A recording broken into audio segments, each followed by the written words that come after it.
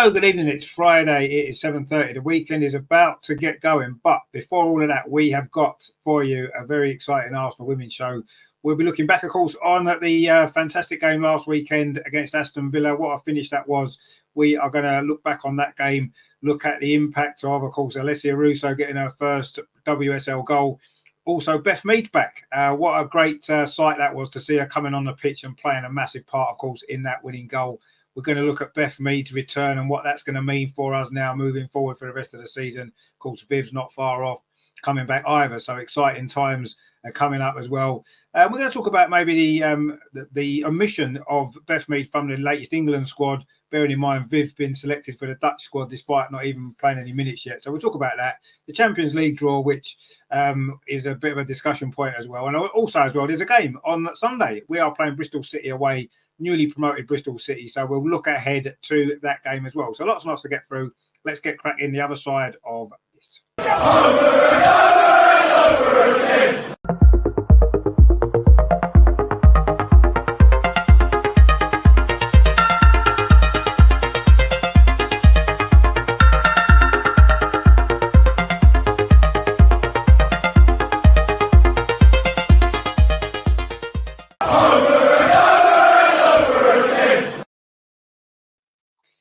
And of course, joining us is international man of mystery, Andreas, back from another trip to London. Delayed flight back, but good to see you back.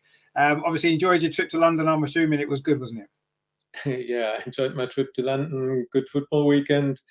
3 points in the bag, and so this was all that counts. And delayed flight, cancelled flight is not as bad as if we had lost on Sunday. So I'll take the 3 points, and I'm glad to be back in the show and looking forward to all what we have to discuss.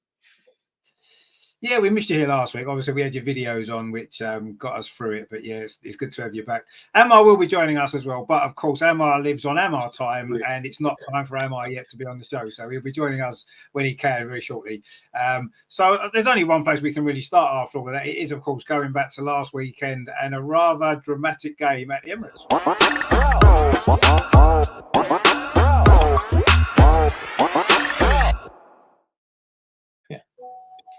Now, I saw a lot of kind of negative comments while the game was going on, actually, and even afterwards saying, "Oh, it's Aston Villa at home. We should be winning a game like this, 4-5-0, whatever." But when you haven't won a game, the hardest game to win is the first game of the season that you win. Your first win's always the hardest one to get. And, you know, in the end, I wasn't overly bothered how we got the win. It was exciting at the end. Of course, the last 5-10 minutes was brilliant. It's more important that we actually got the win. And now we've got that off our back. Hopefully we can relax a bit more now in the games going forward and we can start a good run of form. So, yes, it was a very, very difficult game for long periods. Villa came to defend. They got people behind the ball, made it really difficult for us, and credit to them for that. But in the end, we wore them down, didn't we? We kept knocking at the door. We kept possession, kept the ball. And in the end, they run out of steam. And you could see as soon as Katie McCabe got that goal, brilliant goal that it was, Villa's heads went. And you could see then, I was convinced with the extra time that was left, we would win that game at that point because Villa had nothing left to give. But you have to give credit to Villa, don't you, for the way they defended for 93 minutes, certainly. Yeah, first of all, you can't expect to beat a team like Villa 3 or 4-0. These times are long gone. And of course, Villa started bad in the season with 3 matches and 3 losses. But normally, if you look at their squad, they are at least a mid-table team. Normally, I would say they can compete for the 3rd place. So you can't expect to beat them very easily. What made it difficult is that we fell behind again with this really stupid goal, very bad defended from us. When you rewatch it, 3 or 4 of our players went to Rachel Daly to prevent her from scoring, and all the other Villa players were left alone. So this can't happen. And being behind again at home with the pressure that 3rd match not yet won so far, this made it difficult for us. And the next thing is Villa didn't try to play or to score another goal. They were absolutely satisfied with this 1-0 and tried to defend and and they sat very deep, and they not even tried to press us high or make it difficult for us. They let us have the ball possession. They let us play in midfield and everything, but their only intention was to keep the 1-0. And I think from the reaction from Carla Ward after the goal, you saw she also was a bit surprised that they got the lead, because this was their first effort in front of our goal, the first chance or corner, and first corner goal. This made it extremely difficult, and and I have to say that mid of the second half, I thought we are playing worse than against Liverpool. Too slow, no pace, no ideas, no surprising combinations, nothing from the midfield. It was always we went through the midfield, we came closer to their box and then back again, and from a throw in nearly near their box, the ball landed back at Manu. So I think we were lacking ideas in midfield and pace, and then there were a lot of crosses, and Villa was happy to defend these crosses. They brought nothing. If I'm right, I read that we had 39 crosses against Liverpool and 50 crosses in their box against Villa, and no effect. And when we started to keep the ball low, to try to shoot or in combinations in their box, this was in the last 5 minutes of normal time, and then in stoppage time, and this was a danger for Villa. So I think for a very long time we were lacking ideas. But then I have to say, it seemed that Jonas has learned from the Liverpool game. His substitutes he made them earlier, and he subbed a defender and brought attacker. He let Alessia in and brought Stina too. So this was something what I criticized after the Liverpool match, that he took one attacker out and brought another. Now he took Noel out and brought Stina. So there was a lot of pressure in the last 5 minutes. And of course, the momentum when Beth came in changed everything. As Jonas said, you can only hope, you can't expect this. But really, not only, it's not what Beth can play, but what she brought, the emotions she brought to the match. And of course, the whole stadium was with standing ovations and shouting Meado, Meado. This changed something in the match, in the mind of our players. Yeah, it's fantastic that we managed the turnaround, and it's so emotional. It was such an emotional win for us on the stands, but for the team, of course, for the team even more. So at the end, we can really be happy about this. Oh, absolutely. I mean, it's funny, isn't it, how a late goal or two can change the previous 94 minutes, in the way you feel about the game. And that's almost what happened, wasn't it? Because it was very, very frustrating. We wasn't playing particularly well for long periods of that game. But you have to say, once again, as we said many times last season, when the team are under a bit of pressure, they do tend to rise to the occasion and find a way. Yes, we didn't manage to do it against Liverpool. We know that. But generally, we have managed to do that, haven't we? Really been under pressure, and you're thinking it's never going to work for us. We seem to find a way, and I have to say that that's the one thing that, yes, we can criticize Jonas sometimes with his substitutions. We've done it before with some of his tactics, and I think they're fair criticisms at times. But when it comes down to the togetherness he's got in that team and that determination that they don't know when they're beaten, that's he deserves a lot of credit for that, for creating that atmosphere within the team, and you could see how important that was. But it was frustrating, but a fantastic last few moments of the game. And it's always nice, isn't it? Last minute or late winning goals and stuff like that are so like you said, emotional, and it makes it seem maybe after the game, looking back on it, I felt really happy and delighted, and maybe overall that's not really how I felt for most of it, because as as you said, I felt frustrated for most of that game, to be honest with you, and quite annoyed at how easy it was for Villa to defend. I didn't realise there was 50 crosses, actually. That's incredible, isn't it, for one game of football? 50 crosses into the box. Well, and we didn't score from many of them. And when we did score the goals, they were from just good football, playing good passing football, quick passes of the ball.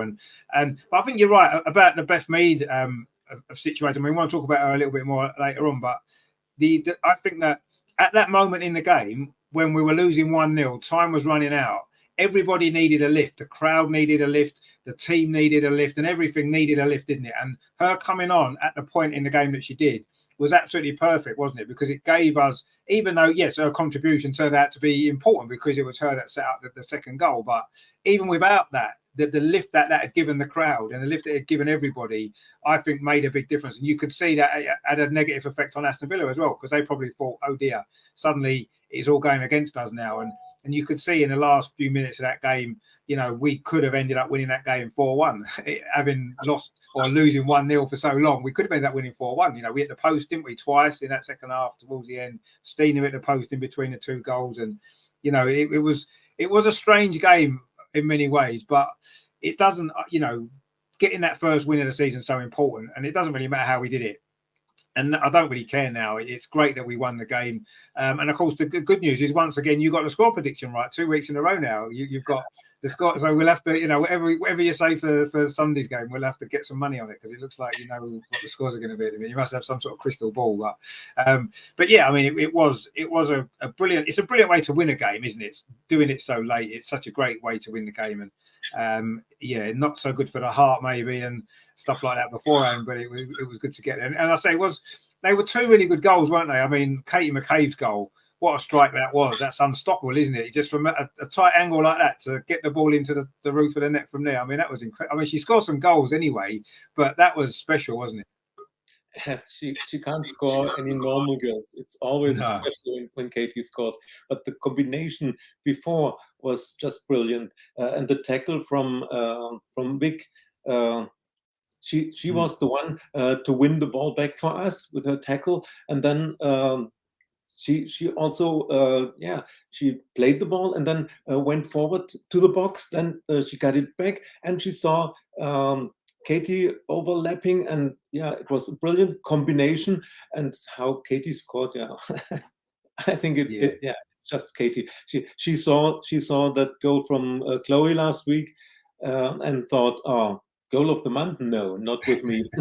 Maybe that's what it was. Because she absolutely smashed that. It was brilliant. I mean, it's obviously it's a great. It was a great move, and Vicky Pelova played a big part in that. And obviously, the substitutes in that game all had a massive part to play in the win, didn't they? Vicky obviously in that goal, Beth in the other goal. I thought Stina had a big impact when she came on running at the Villa defence, and and it goes to show, doesn't it, that sometimes we might look at the starting lineup in a couple of games this season we have done and thought, what's this about? I don't quite understand the starting lineup.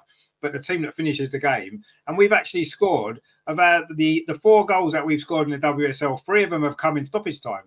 So it just goes to show, doesn't it, that the team that's finishing the game for us is a strong team, and we're wearing teams down. We may be fitter than other teams, and we're getting a lot of late goals.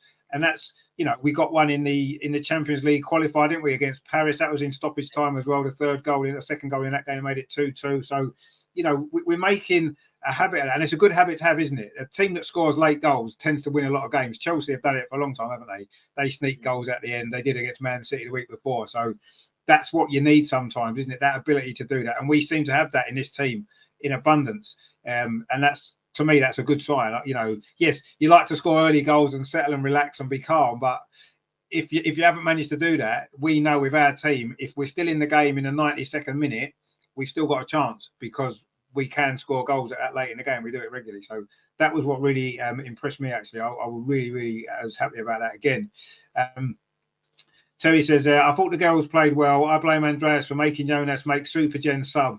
Otherwise, we won 6-1. Well, I mean, at the moment, it seems as though Jonas is listening to Andreas, because, he made the right substitutions against Villa that he didn't make against Liverpool. And, he made Jay put Jen on the bench on Sunday and we won. So, I think that Jonas needs to listen to Andreas more maybe, and then we might get there. Terry says, Andreas, all be forgotten if you got me Jonas's coat. Yeah, last week during the game, Terry was saying how much he liked Jonas's coat. It was quite a smart coat, and he took it off at one point, and he just wondered whether you could have picked it up from him and brought it home and given him it as a present because he liked the coat. But anyway, not to worry. Terry says, let's be fair, Liverpool and Villa defended unbelievable. Yeah, they did. My only downside was he didn't bring Stina on earlier. Yes, I would kind of agree with that, but I think Stina in the end came on at the right time because Villa were tiring. She stretched their defence a lot, made a big impact in the game, and was important in that turnaround. Could have scored herself. So it seemed to be, at the time, I thought it was a bit late. I thought, why didn't he bring her on 65 minutes? But as it turned out, maybe it was exactly the right time. It actually worked well, didn't it? So I'm not going to criticise Jonas for that at all, really. Hadder's in the chat. He says, hi, guys. I'm happy for Russo. Yeah, of course, we're all happy for Russo. We'll come on to that in a minute as well. Terry says, imagine how many goals Super Gem would have scored from 50 crosses, probably double figures. Well, quite possibly, yeah. That's her strength, isn't it? So it's no good putting 50 crosses in when she's on the bench, is it? But anyway, she didn't score any, did she? Because she wasn't on. Hadder says, Katie McCabe, she's a painkiller indeed. I mean, what a goal. That was just incredible. She's done that so many times. Terry says, do you think Frida and Leah Walty should be given a rest? I mean, we'll come on to that as well, because neither of those two are playing particularly well at the minute, are they? Frida in particular is really struggling, I think, for finding her form. But anyway, we'll get onto that when we look ahead to the next game. And talking to people that might need a rest, we've got Amar's with us. Oh, yeah, right. A bit earlier today, slightly, which is good. Yeah, no. God took a quicker train and didn't take too long on my dinner, so that's all right. Good stuff, good stuff. Obviously, we're still looking at the Aston Villa game, which was quite exciting in the end, wasn't it? Yeah. It was frustrating for a long time, but I say the fact that we can score these late goals is a good sign, isn't it? Any team that does that tends to be successful because, if you keep yourself in the game, you've got a chance always, haven't you? Yeah, I mean, it doesn't do wonders for the heart when you know they are going. It's not good for the heart, let me tell you, when you got all the people sitting around you. I've never seen the atmosphere. It was so flat, honestly. They thought that they were calling for Jonas's head and they were getting his tactics wrong. Honestly, I was just so much. They were giving the ball away so much. It was like, no, couldn't break through Aston Villa. You have to get through. You have to give Aston Villa a lot of credit. They defended really well. It was only that towards the end when they knew Beth was coming on and they had the 12 minutes of added time. Still have no idea where that came from, by the way. But yeah. That's what seemed to inspire them. That's the fact that maybe Aston Villa were tiring and then they still had the quality to come off the bench. But for the most part of it was a tough watch. And really, I mean, it's okay to play. It's okay. It was a positive result, one and all. But you can't afford to play like that against better teams and get away with every week. So that's something that definitely needs to be worked on for me. It is, yeah. But I'd say I do feel as though, we hadn't won a game. There was a lot more pressure on us to win that game, and I feel as though now we've got that win behind us. Yeah. I think that we'll be a little bit more relaxed going forward, and some of the players have played some more games and all this kind of stuff. So I don't know. Yes, we have to look at the next few performances and see what happens. But at this moment in time, I'm feeling that we've got over that little blip that we had, a difficult start. Yeah. Now we've got the win in the way that we got it. I think we're going to gain a lot of confidence from that, and hopefully going forward now we'll be a lot more relaxed in the games, and we can hopefully play our football that we've not really been able to do too much so far due to the teams that we've played as well, and the fact that we've not been quite at our best. But I mean, Terry brought that up there, didn't he, about Frida and Leo obviously in midfield, which so far hasn't really worked properly. Frida's been really, really off form. Leo hasn't maybe been at her best either this season. We've got options there now, haven't we? With Kyra Cooney Cross that we've brought in. She's an option to play there. We can make changes in that position. I mean, Andreas, what do you feel about that? Because they're not playing well, but do we think, okay, that they need time to get back into it? Or is it time, as Terry says, to maybe make a change, give them a rest and try something different in midfield? Because it hasn't worked, has it? Yes, I was a bit astonished about the lineup. And especially Frida, I think she needs a rest. She's absolutely out of form. Since the World Cup. I don't know whether it has to do with Norway's performance at the World Cup. She hasn't found her form, and so far it doesn't work with her in this number 10 position. But every time Vicky Pelova comes in, she brings so much energy and spirit and tackles yeah, the fighting spirit she brings in. This is so important, and I think she would deserve to start. So for me, she would have been a starter against Villa, and I'm happy that she came in and she had this impact once again. And yeah, I think she deserves a start in the next match. And the same for Leah Welty. Uh, I know how important she is for our game, for the structure in our game, the tactics. But in these 3 matches of this season and in the 2 Champions League qualifiers, she was not at her best. And yeah, why not try anything? Kyra Koenig-Ross had a great World Cup. She's young, she can develop, and yeah, if she's good enough to play at the World Cup at this big stage for Australia, why not for us? So I would give her a chance too. And in defense, it's the same. Laia Codina, she won the World Cup with Spain. She Yeah, started absolutely, from absolutely. the knockout stage to the final, and she's not good enough for us. Why not? Of True, course, very yeah, true, of course, Amanda, very true. a real good World Cup too. But the matches in the WSL I saw from Amanda reminds me to the Amanda I know from Bayern Munich. Yes, you said this. Yeah, yeah. She's good, but she's average. And yeah, she's not the outstanding defender. She's just a good defender. You know what you get from her. Uh, but you also know that, yeah, sometimes she has wrong positioning or she Mm, feels a bit slow in reaction.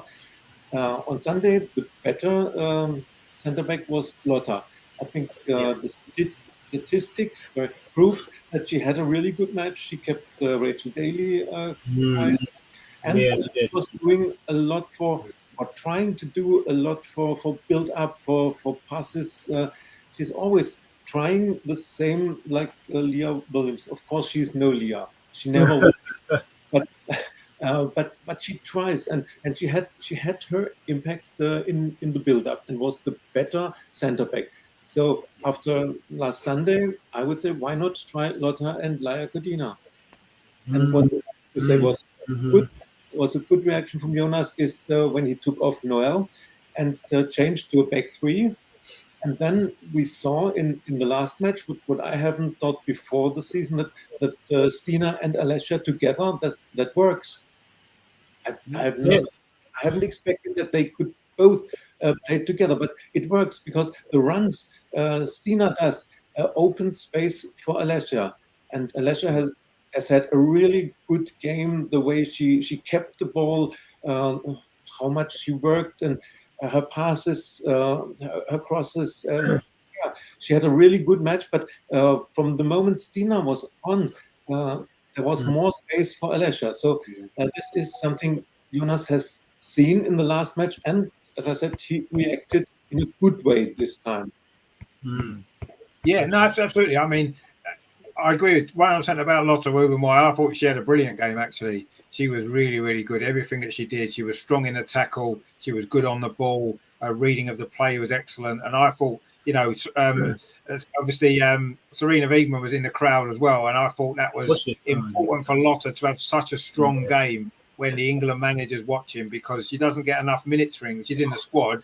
I think, again, will she get to play? I'm not sure, but she can't do any more. She couldn't have done any more in that game with Serena watching to say, pick me next game, because she was absolutely brilliant. You're right. And I mean, Terry's on there says Lotta was a player of the match. Was she player of the match? I'm not sure about that. But she had a very, very good game. There's no doubt about that. She was outstanding and really, really solid performance. Again, she's done lots of times. So, well done to Lotta. And I kind of agree. I'd like to see Lotta and Leia play together just to see how that works. Because I must admit, I've been quite disappointed with Amanda so far. Maybe based on I hadn't seen too much of her before. I know you've seen a lot more of her at Bayern Munich, and your opinion is obviously much more valid. I haven't really seen much of her. Saw it at the World Cup, thought, wow, what a player we've just bought. And I've been a bit disappointed since the start of the season. But she's not played many games yet. She's got to adapt. I'm prepared to give her a bit more time. But if you're right, Andreas, then maybe this is the level that she is. And unfortunately, we've just got used to seeing Rafaela Souza and Leah Williamson playing together, and suddenly we've got a man, and it's a drop down, isn't it? It's a drop down in that level, of course. But most players are, to be fair, because those two were brilliant. and we're going to have to find a way to deal with that in the meantime. But yeah, I mean, yeah, she's been a little bit disappointing actually, which is a shame. But I'm sure she'll improve. But will she be good enough to really take us forward? Maybe not. We don't know. We'll have to see. But yeah, the midfield isn't working at the minute. You know, Wayne kind of makes a good point there. He says, I haven't minded Leah so much. Frida has been struggling. Yeah, Frida has been struggling. Really, I think she's been, I don't like to say she's been our worst player, but she's been the player that's been struggling for her form the most out of everybody, I think. You can see her confidence has gone. She's nowhere near the player she was. And maybe she's been picked ahead of Vicky Palova in that position, Andreas. Maybe because Frida's got a goal. She can score goals. Even when she's not playing well, she takes shots, she can score. Vicky, maybe that's the one thing lacking from her game so far, isn't it? She doesn't score enough goals. And maybe that's perhaps why Frida's been playing ahead of her. I don't know. Could be a reason, couldn't it? But anyway, yeah, I think some changes need to be made in certain parts of the team. You're right, defence needs to be changed a little bit. Midfield could do with some shaking up. And yeah, it's good to see Stina and Alessia working, because I didn't think it would work. I didn't see how it would work. And they've played together twice now, various times in the game, and it has worked. And they've looked good together, and hopefully that can develop more. That might be the future. Maybe those two with Beth coming in, you know, and then we've got Chloe Lacasse, we've got Caitlin Ford on the bench to come on and make an impact. Maybe that might be where we go. We'll have to see. But it's exciting going forward. But yeah, there's problems further back in the team at the moment that need to be addressed if we're going to really be able to get a long run going in the league, which we have to now. Otherwise, we're going to drop out, aren't we? Wayne says, 100% agree. Lotta Rubenmoy, player of the match. BBC gave it to McCabe. Yeah, BBC give the player of the match to any player that scored a goal. That's what they do. They don't look at anything else. If a player scored a goal, they'll get player of the match. Despite, I mean, was Lotta the player of the match? She had a very good game. She was certainly one of the players in contention. I thought Alessia Russo had a great game. She would have been in contention for player of the match. I mean, Katie McCabe played well. I'm glad his internet seems to have disappeared. Oh, he's ready to get back on. It's all good. He'll come back. Give him time. I'm sure. Yeah, he's done it before, hasn't he? Terry says, "Yeah, Wayne, I never believe anything the BBC." So yeah, it's not a good idea to. I agree. Come on, they're not that bad. But anyway, I mean, Kate McCabe played all right, but what was she the player of the match? I was quite surprised when it was announced that she'd won it. I'm like, really? Okay. There were maybe two or three stronger candidates. Yeah. He was one of them. I mean, Amardin, I was talking about that midfield then. I mean, Frida's been, I don't know what, she's not playing well, is she, Frida? You know, no disrespect to her. She's a great player. We love her, but she's been really, really poor, hasn't she, this season? I mean, coming off your best season you've had in Arsenal player, she was absolutely fantastic for us last season. You know, she had a tough World Cup. I would attribute that down to maybe the fact that she wasn't being, you know, she was part of a very disappointing Norway side that was expected to go far in the World Cup. She didn't get much game time there. And Hege Riis, as we know, is not the best of what she did with Beth in the past. And I wouldn't want to lay too much blame on, or maybe the international management, but maybe the fact that she didn't do so well in the summer and didn't get much game time during the World Cup and wasn't really being coached properly, in my opinion. Anyway, other people may disagree, but in my opinion, I just think she was being given their time under Hege Riis at Norway as well. And after that, and then coming straight into a World Cup, and it's tough for her. You have to still remember she's only 23 years old, and she will get her time. She's still a fantastic player. I think, you saw the impact Vicky Palova were made when she came on. I think there's an argument. I think Caitlin Ford was a little bit disappointing, I thought, but I mean, I think maybe there's an argument sometimes to play Palova alongside Blackstenius and Russo up front, because you saw the impact, as we said, Palova made. I just think maybe Frida, as I said, was being affected by what happened in the summer. You saw Vicky when she came on, she lifted the team as well with a substitution, made that tackle. Okay, people will say it was a foul, but it was difficult for the referee to see. In my opinion, she was trying to go for the ball. Okay, she caught the player, but for me, it's not really a foul. But and then she just held the ball up beautifully. Delayed it, and played a perfect pass to Katie to equalise, and then just lift the whole team. So you can see the impact she's made, and she was so good for us to her when she signed in January. So I don't know. It's difficult with so many forward players. Yeah, you could play maybe, as I said, KCC instead of her as well, and to give her some time and see if she fits in the midfield alongside Kim maybe as well. Leah had a deep World Cup, got to the quarterfinals with Switzerland as well. So I mean, it's not easy for them coming straight back less than a month later having to play Champions League. The contributions those two players have made down the years have been fantastic for us. But maybe it's time for Jonas maybe just to give them some rest. I mean, you can't with Leah and Frida, especially with Conti Cup coming up. But I would like to see some of the other players get given a chance. you've got to factor that in, and maybe this. It's difficult to know, as I said last week on the show, it is best starting 11. So hopefully we'll see a few changes against Bristol. But I mean, again, it's down to the manager, really, isn't it? Yeah, of course. Yeah, I mean, let him make the decisions. And so far, over the last couple of years, he hasn't got too much wrong generally. No. Andreas is back with his dodgy internet again, but he's back with us now. He's okay now going forward. It seems to have been a problem. Maybe it's delayed on the flight as well. Your internet's delayed on the flight still. It's just from last week. It's just my Wi-Fi. It's always a bit weak. Yeah, I mean, he has a few problems, but it's fine. You're back now. That's the main thing. Now, obviously, apart from winning the game against Aston Villa, which was obviously fantastic and so important, when it was vital, really, that we won that game. Of course, the biggest, best news of the day was this.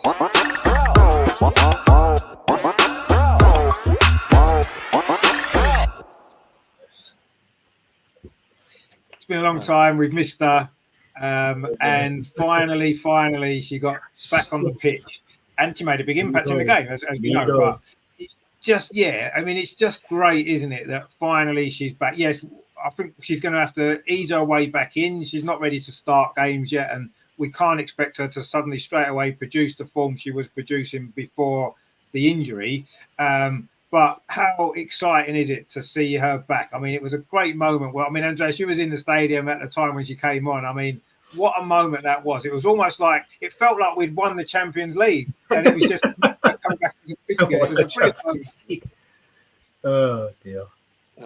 I've still difficulties to understand you all the time because my Wi-Fi is something weak. Yeah, that's fine. Go on. Try again. Take your time. Well, did you speak about Beth and her impact, or? Yes, Beth coming on. Yeah, that it was such a great moment, wasn't it, in the game? Even when she was out for warming up herself, then the stands was screaming and shouting, and when she came in, it was incredible. We all stood up, and she got standing ovations. We were all shouting "Meado, Meado." It was a fantastic moment. And as I said afterwards, if you would write this story before, nobody would believe you that this will happen in this way. 11 months after she tore her ACL at the Emirates in stoppage time, after Alessia Wurso had scored the winning goal against ironic. Once again in stoppage time, Alessia scores the winning goal, this time for the right side. This was just perfect installation, and Beth was not only that she was on the pitch for a few minutes standing or running on the. No, she had really influence. She had an impact on the match. You could see this. The pass to Stina came from Beth too. Yes, it did. And Stina, she made no mistake. It was just bad luck that she hit the post. But this assist came from Beth too. And then the situation to the goal, it was just brilliant from Beth because she saw that her way to the goal was blocked. And if she would have taken the shot herself, it would have been blocked from Villa. Maybe they would have get the chance for a counter attack. But she saw this. She saw that Alessia is standing behind her, better position. The pass to Alessia, just brilliant. And this shows the quality that Beth has and the influence she can have on this team. Of course, the psychological effect was immense for the spectators, for her teammates. Fantastic. And for herself, it must be absolutely emotional to be back at the Emirates with 35,000. Hearing that everybody is standing up and is singing her name, so just fantastic. And she deserved this, really deserved. After this hard year, this hard 11 months she had, how much she put in. I think we were all happy for her. Yeah, no, we were. And what I liked as well about the fact that she came on the pitch and you could see the impact it had on Aston Villa as well. But when you look at the goal, when she's got the ball, two Villa players have been dragged towards Beth Mead, knowing how dangerous she was, and that created space elsewhere, and it created space for Alessia to score the goal. And that's the sort of thing. That's going to happen a lot more now, because everybody knows how dangerous Beth is. So the other team are going to spend more attention worrying about what she might do, and it leaves space for. And that's what used to happen before when Beth was playing. And Beth managed to find a way to still have a massive impact on the game herself, scoring goals and assisting goals. And she did it again. And it's so I can't, I don't think any of us can really believe she's playing again. I know it's been a long time and it's been incredible, but to have her back now I think it's at this point in the season as well, when we've been struggling a little bit, we haven't managed to win games and it's been a bit of a struggle. Suddenly, Beth's back and it's like, we're going to be okay. We are now. Beth's back. She's going to save us. She's going to save our season. She's going to save Jonas and everything. It's going to be brilliant. It's great to have her back, isn't it? And let's hope that she's given a little bit of time to really get back into her form, because she's not going to hit the ground. She had a big impact in the game on Sunday, of course she did, but she's not going to suddenly find her form straight away, is she? She's going to need some time. But... No, of course she's going to need some. Of course she's going to need some time to work her way back in. But I mean, what a lift! The noise when it was made, it was incredible. I thought she might actually get a 20-30 minute cameo, but in fact, you know what it's been like when they rush her back, and thankfully didn't rush her back. We could see it's like she's never been away. What was it? 4 minutes she was on, and then 4 minutes, 8 minutes after she was on in added time, she gets an assist. It's like the stuff of dreams, really, isn't it? If you think about it, it just lays off that pass. And okay, but it was not great goalkeeping, but who cares? But yeah, she almost set up 2 goals in 8 minutes. I'm like, has anyone ever come on that late and got 2 assists in that short period of time? I don't know. He'd probably have to go through the record books for that, but maybe somebody has. I don't know. But no, I mean, it just lifted the whole team, and I think that's what it ended up. That's what inspired them to make the turnaround. And it remains to be seen whether she gets more starting time in league games. But I suppose a good thing is that she hasn't been selected for England, so it gives her more time to get herself ready to start games for us. So that's good for us as well. But no, it was great to see her back, and the reception she got was great. Even Alessia said in her post-match video, which I don't know if you saw on Twitter, she said, "Great, Beth's back." And that was really good. It lifted the whole team, and I think hopefully it will certainly invigorate our forward line, and we start scoring a few goals earlier now as well. But no, it's great to have her back after what she's been through, and just fingers crossed she just stays fit now. Yeah, I mean, that's going to be key, isn't it? Sometimes when a player comes back from injury like that, they can pick up little niggly injuries afterwards as their body readapts to playing top-level sport again. So let's hope that she can get through that and she'll be fine. But certainly it was a great start, wasn't it? A great way to come back. Doom Dealer 9 says Beth is next level. Great to see her back. Her and Russo are going to make some magic this season. Absolutely, yeah. I think, just having Beth back in the team to link up with everybody, she's going to have a massive impact on our season now, isn't she? There's no doubt about that. So good to have her back. And yeah, let's just give her a little bit of time to readapt. But yeah, it's so exciting. I'm looking forward to every game now, even more, knowing that Beth's going to be there playing some sort of part in the game. Just brilliant. Wayne says that pass to Stina that hit the post was Ozil. It was. I mean, maybe that's a good way of describing it. It was an outstanding pass. I mean, the defence splitting ball that should have resulted in a goal, and very unfortunate it didn't. Stina was unlucky to hit the post. Wayne says Beth is brilliant. Yeah, I mean, she's world class. She's literally, until her injury, I think she was the best player in the world at that point. Oh, there's no question. Yeah, she was the best player in the world at that point, and hopefully she can get back to that kind of form again. Whether or not it's going to take a little bit of time, but let's hope that we've got that to look forward, haven't we? Terry's Andreas is looks like his internet's gone again. It's all right. It must be the stormy condition. I don't know whether he's got the storm in Germany. But I thought I'd raise a quick point, Richard, about the fact that Beth didn't get selected because of, we understand, right? But I don't know if you saw, but Viv got selected. She's not even come back to full fitness, and she got selected by the Netherlands, which I find a bit odd as well. Didn't you think that maybe they should have given her more time to relax as well?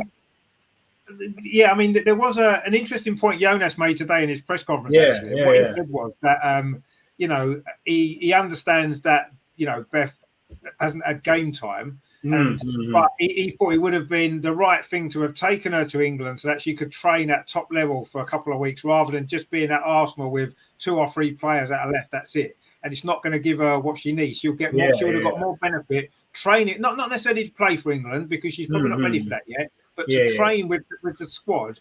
I think that he made a very good point there, and maybe Serena's missed a trick with that. You know, she would have included. She has included players in that squad that aren't going to play in these 2 games, right? They won't get any minutes at all on the pitch, and she's included them in the squad. She could have included Beth in the squad, not giving her any minutes on the pitch necessarily, but allow her to train at that top level, which is what Jonas said she needs, and would have helped her more to get back to the top level quicker than hanging around at Arsenal for 2 weeks when nobody's there and having to train on her own or in little groups of 2 or 3. And that is, to me, that's why Viv's been selected for Holland, not because she's going to play, because she's not, but so that she can interact in the team, get proper training in, get more minutes in, and that's going to benefit us more. Viv getting selected for Netherlands is going to benefit us more than Beth not being selected for England is going to help us. It's not really going to help us at all. So I thought Jonas made that point really well in his press conference today, and it is an important point. And I still don't understand what harm there would have been for Serena to have picked her when she's picked 2 or 3 players. We know aren't going to. She's picked Lotte Ruben Moy. As much as we love Lotte, she's not going to play them 2. So she's going to sit on the bench. Why not pick Beth to sit on the bench and let Beth train with her? Why not do that? That'd be more beneficial long term. Anyway, very good point. Yeah. Anyway, Andreas is back again this time. Let's hope his internet is going to be reliable now. I'm really angry with my Wi-Fi provider. I already have a technician coming next Wednesday because this problem is now going on for weeks. But don't worry. One thing's for certain: stay cool and calm. It will never be as bad as my lighting. Yeah, that's a good point, actually. Or your timekeeping, either. My timekeeping is I'll try. I have to prove that as well. True, yeah. Don't worry. Anyway, but the Wi-Fi provider must do something. This is ridiculous. I pay my bill every month the same amount, but the connection is worse for a few weeks now.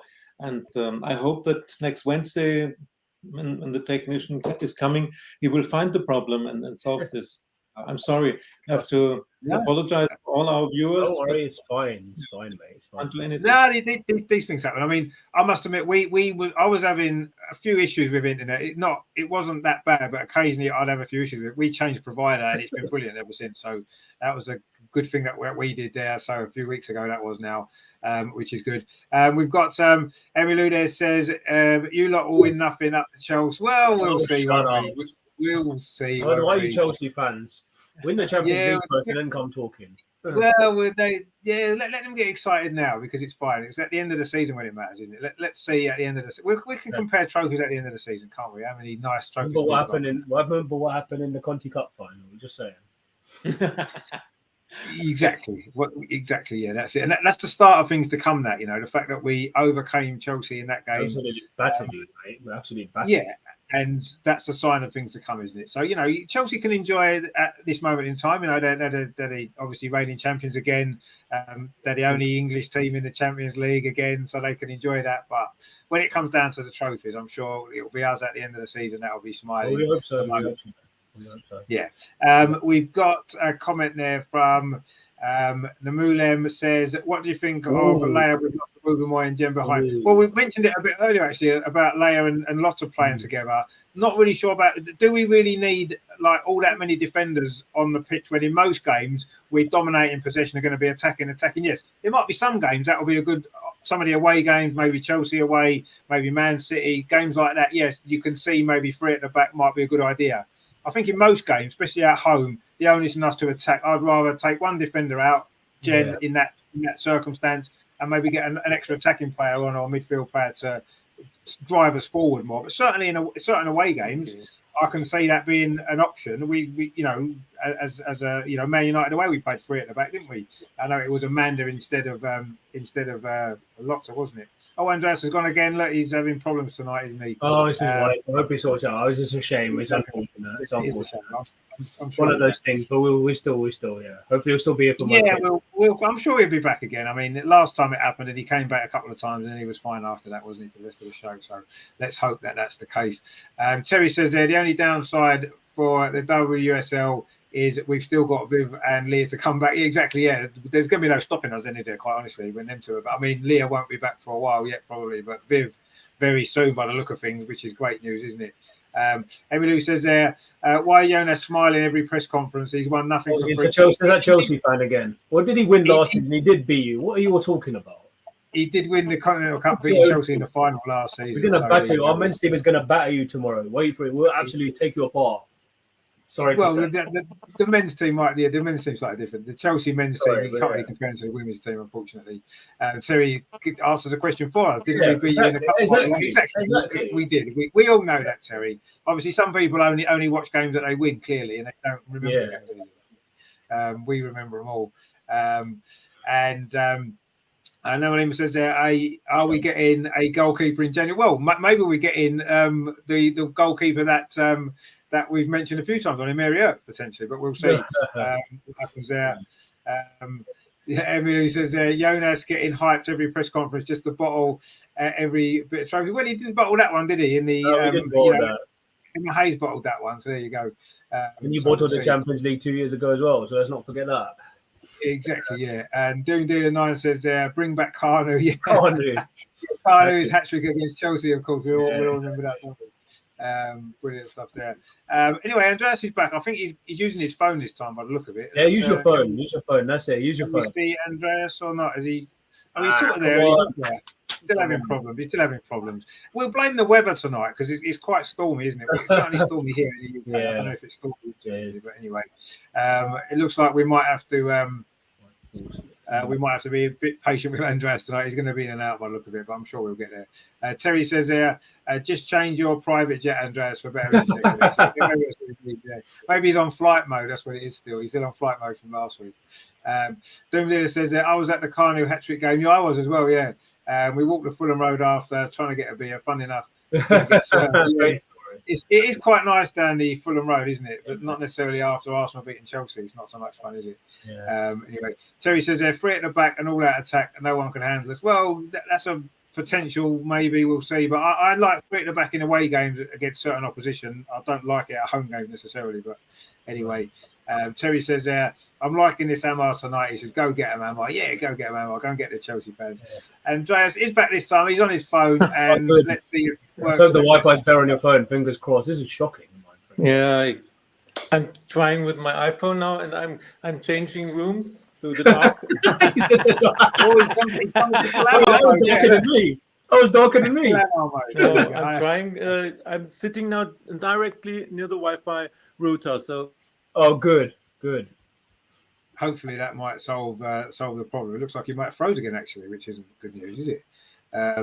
Anyway, let's see what happens with Andreas. Hopefully we'll be able to get him back, but we shall see. We've got from Uganda. Nice. That's good to know somebody from Uganda. I'm Ugandan. Isn't that where your dad's from? Your dad's from Uganda, isn't he? Both my parents are from Uganda. That's brilliant. Great to see. Oh, fantastic! Yeah, there you go. You see, Amar's family's from Uganda, so yeah, my heritage is Ugandan. That's great. Yeah, I remember. Funny enough, we were talking about this. Me and Paul yesterday about. I can't remember where we got talking about Uganda, and I said I'm sure that's where Amar's dad was from. When my dad was from. Yeah, that's right. Yeah, fantastic. Wow. Great stuff. And my love. Yeah, brilliant. Terry said, how big is this? Well, yeah, exactly, yeah. He's gone again. It's not Andreas' fault, no. It's not Andreas' fault. That's a fault line. He's joking. Yeah.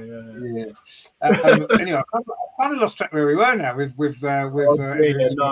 Don't worry about it, man. It was about Beth Mead, wasn't it? Beth Mead, obviously not getting picked for England, and Viv getting picked for Holland, which is a bit strange. But I thought Jonas handled that really well when he was asked today in the press conference, and he made a great point. And yeah, I'm a little bit disappointed that Serena didn't pick Beth to at least be training with the squad, even if it's not to play any part in the games. But anyway, as Jonas said, Serena deals with England, and it's nothing to do with anybody else. She has to get on with that, and it is a shame. And I thought she should have got picked, but there you go. I'm sure she'll be back in the squad very soon. The next group of squad she'll be in one. So we'll look forward to that later on. Before we move on to the Bristol City game, I just really wanted to have a little quick look. Obviously, I know it doesn't affect us because we got knocked out, and Man United got knocked out, and everybody's got knocked out. But this is the Champions League groups that were drawn, of course, today. Chelsea in Group D there with Real Madrid, Hacken, and of course Paris, our old friends from Paris who knocked us out, and then Wolfsburg out as well. So we liked them. We didn't like them at first, and now we liked them for knocking Wolfsburg out. But I mean, looking at that there, Amar, it makes me a little bit upset that we're not in it actually, because of how well we did last season. And you look at some of them groups, you're thinking, I quite fancied our chances to do really well in that competition again this year. It's like, if you actually, I don't know if you can bring it up again, but it looks like a very similar group that Wolfsburg had there, St. Polten and 1 or 2 really there. Lyon have got like a similar group to what Wolfsburg had last season. But Barcelona, again, they played, I think they didn't play Benfica and Rosengard also in the group stage last in Frankfurt as well. I think Barcelona will get through Lyon. They've got Chelsea, would expect Real Madrid as well, even without Caroline Weir, Hacken, Paris. But I mean, look at Group C. That's by far the toughest group. That's a group of death, as I was saying earlier. I mean, that's going to be so tough. I mean, Andreas, I hope his team gets through, but that is going to be that's very, very tough. It is. I mean, it's a Champions League group. It's generally tough, but yeah, you'd imagine Barcelona shouldn't have too many problems in their group. Lyon shouldn't have too many problems in their group. Chelsea shouldn't have too many problems in their group, really, should they? Let's be honest. It would be nice if Paris were to beat them as well, because Paris are beating everybody, so who knows? But we'll see. Now, Andreas is trying again. He is trying again, Andreas. So let's see if we can see if we last a bit longer this time. Is he able to join us or not? Come on. This is so painful. It's working quite, is it? It's not quite happening for Andreas tonight, is it? But anyway, we'll see. Maybe we can get him back in. Wayne's in the chat. He says, "What's your thoughts on Paris FC beating Wolfsburg?" Well, quite honestly, we were delighted because anybody that beats Wolfsburg is good in our book. But yeah, well done, Paris, for that. That was a great performance from them. It says, "I still think we were poor on the day defensively. However, Paris FC clearly showed their parts." Exactly. And I look at that and think, you know what? We came back from 2-0 down to get a draw with them. We came back again in extra time. And they won 2-0 away in Wolfsburg. I mean, that is a hell of a result, a hell of a performance. And maybe our performance against them and our result against them, looking back on it now, maybe isn't quite as bad as it, as we felt at the time. And Terry says, "Oh, that's weird. I asked about Paris FC just before." You're just all right, Wayne, no worries. You're just all good. There you go. And Andreas is back now. And can you hear us? Yeah, at the moment I can hear you. I don't know. I hope it lasts. Just trying to hopefully get in a room where the signals are most strongest, isn't it? Yeah, you seem okay at the minute, which is good. Let's hope we get. Obviously, we were just talking about the Champions League draw, Andreas. Obviously, we know we're not in it, and we're a little bit frustrated by that. But there's some interesting games to look forward to in the competition. I say I'm a little bit gutted because I think we could have done really well again had we got there. Yeah, it was frustrating to see the Champions League draw, and we are not in it. So. I have to concentrate on Bayern Munich this Champions League season, but they got a very tough group. Very, very tough. With Paris Saint-Germain, with Roma and Ajax, very tough. And if you look at the group from Lyon, this is a piece of cake for them. They have a warm-up in group stage. And well, apart from Frankfurt, I don't know how good Frankfurt are in the Bundesliga, but Barcelona should cruise through their group too as well. Yeah, Barcelona will go through easily too. You'd expect Chelsea to go through as well. The Bayern group is very tough, but Chelsea will have difficult matches too. And nobody will underestimate Paris FC, I think, now. So, maybe they're going to defeat a third big name. So, if they beat Chelsea, goodness. That would be incredible, wouldn't it? That would absolutely be incredible. If they beat Chelsea as well. There's no doubt in my mind that the games I'll be there's no doubt in my mind that the games I'll be watching on DAZN will be Bayern's games because that's the only decent group they've got out there, isn't there? So let's just watch that instead. If there's no men's Champions League games for Arsenal on, we could just watch Bayern. No, I'm going to be supporting Paris FC actually because they knocked out Wolfsburg. They knocked us out. Support Paris. Oh my gosh. Well, I have all the Champions League teams in it. I think they're my favourite at the minute because of what they've done to Wolfsburg, and that's great. So hopefully they can do the same against Chelsea. I'll certainly be wanting them to beat Chelsea because that'd be good. Doomsday09 says there, why is there such a rush to replace Dinsburg all of a sudden? I don't see what she has done wrong. It's more to do with the fact that I think she's past her best. She's not really very good at dealing with crosses into the box. And I think that we've needed a better goalkeeper. I'm not saying that she's a bad goalkeeper because she isn't a bad goalkeeper, but I'm not sure if she's I think now with the standard of the goalkeeping's got so much better in the last few years. And I think that without a really good goalkeeper, you're probably not going to win all the big trophies that you want to win. And maybe, I wouldn't say she's necessarily done a lot wrong, but there's better goalkeepers out there now. And we should be looking at better for every position. We want to be the best. You've got to have the best players. And, as much as she's been a great servant to the club, she's a great goalkeeper. Is she the best in her position that we can get? I don't even think she's the best goalkeeper that we've got at Arsenal at the moment, if I'm totally honest. Yeah. I think that Sabrina overall is probably better. Put the mistake aside against Man United, but let's see what happens. I mean, I'm sure she's going to still play a lot of games this season. I'm sure she's going to still be number one choice for the time being, and we'll see if Mary Earps comes in at some point. Who knows? That's the different story, isn't it? I'm sure Mary Earps will replay, and I'm sure then no one's going to be saying, "Why do we replace Dinsberger when we've got Mary Earps in goal?" But let's see if we get that one sorted in the future. We'll have to see. Terry says it's a shame Chelsea will only play 3 and now had high hopes for them. Well, maybe we'll see. I mean, the good news is, of course, while Chelsea stay in the Champions League, it does mean they've got more high-intensity games to play. Exactly. WSL. Exactly. We're out. We've got we've got 3 competitions to concentrate on, but the WSL, we can focus on that a lot more. Man United can as well now that they're out. They laughed at us, didn't they, for getting knocked out, Man United? And what happened to them during the week? And they booed Russo. They booed Russo.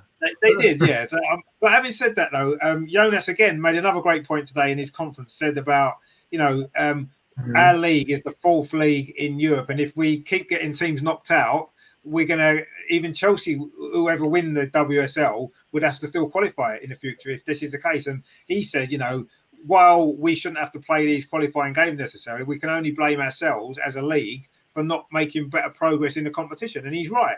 And he's absolutely right again, Jonas. I don't often disagree with Jonas at all. I think he talks a lot of sense. And he's spot on with that as well. It is our fault as a league that our teams aren't, we might have wanted Man United to get knocked out for the fun value of it from our perspective, but in the overall scheme of things, for the strength of the league, it's better if we've got 3 or 4 teams in the group stage, isn't it? 3 teams in there, and going through, because then it gives us more points, and we're going to get more teams qualifying in the future, and not have to go through these stupid qualifiers. So yeah, he's right. It's our own fault as a league, not our fault as a club. We should have come higher than 3rd. That's our fault for that, I suppose. But yeah, he's right, Jonas, again, and it's something that.